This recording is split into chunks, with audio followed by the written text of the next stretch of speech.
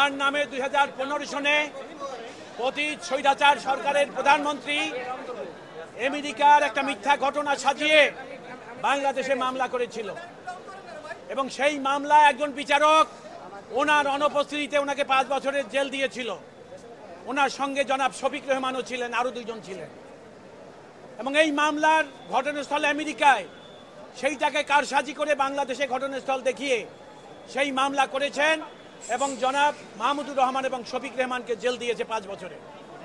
আর একটা সেকশন আছে 120P, যেটা এইডিং সেকশন, মূল অপরাধের সহযোগী অপরাধ, সেটাও তাকে 2 বছর। অর্থাৎ বিচার ব্যবস্থার কোনো নিয়ম নীতিকে তারা তোয়াক্কা করে নাই।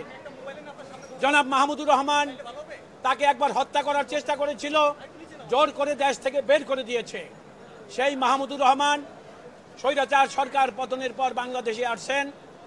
আজকে তিনি স্বেচ্ছায় আদালতে এসেছেন। তিনি জেলে যেতে চেয়েছেন, জামিন চান নাই।